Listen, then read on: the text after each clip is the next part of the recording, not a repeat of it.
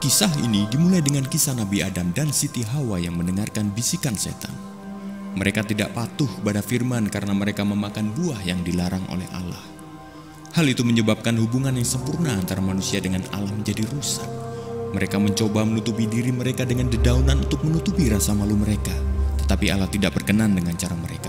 Allah justru menutupi mereka dengan pakaian yang terbuat dari kulit hewan. Allah sendiri yang telah membuat kurban hewan untuk menutupi rasa malu manusia itu. Nabi Adam dan Siti Hawa memiliki dua anak, Kain dan Kabil. Kain memberikan persembahan kepada Allah dari hasil panen, sedangkan Kabil mempersembahkan kurban hewan, sebuah persembahan darah. Allah menerima korban persembahan Kabil tetapi menolak persembahan Kain.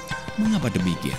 Karena dosa menuntut kematian, yaitu memisahkan kita dari Allah dan harus dibayar dengan nyawa. Dalam iri hati, Kain membunuh Kabil dan membawa sebagian besar keturunannya ke jalan kegelapan.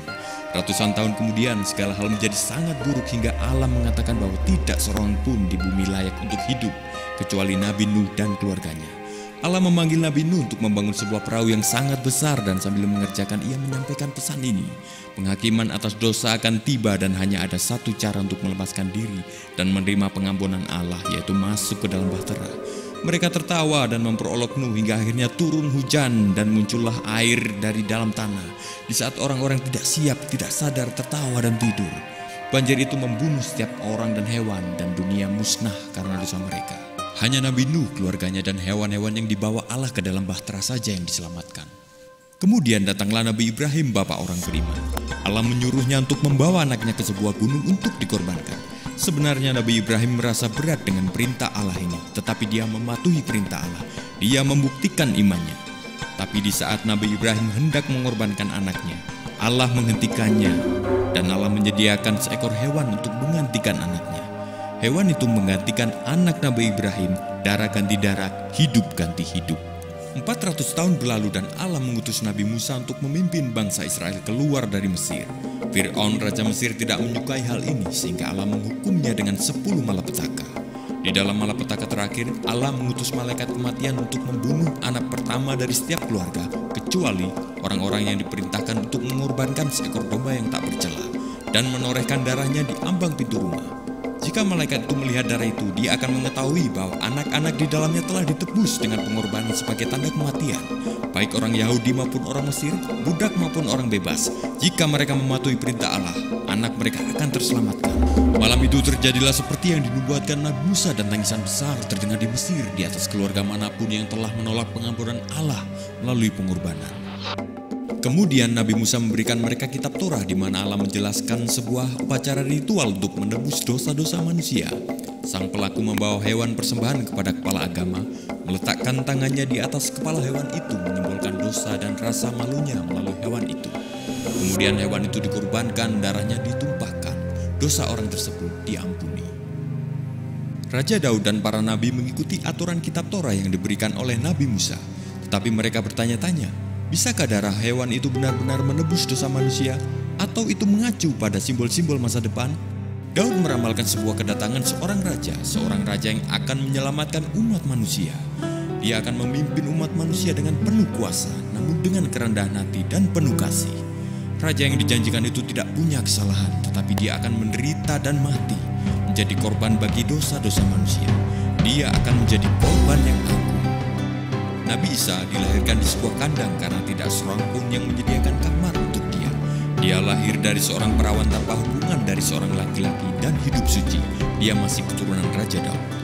Para penggembala Palestina yang miskin dan orang-orang bijak yang kaya dari timur datang untuk menghormati anak itu dan bersaksi bahwa dia memang Sang Al-Masih, Sang Mesias. Dan Nabi Isa mengajarkan kasih, kejujuran, kedamaian, dan kerendahan hati. Dia adalah tukang kayu, tapi seorang filsuf yang pintar.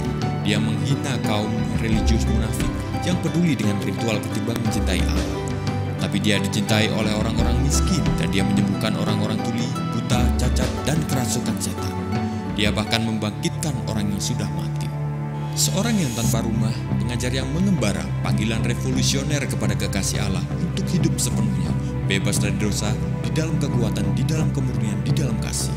Nabi Isa bahkan memanggil Allah Bapanya untuk menunjukkan umat manusia bahwa Sang Maha Kuasa mencintai engkau seperti ayah.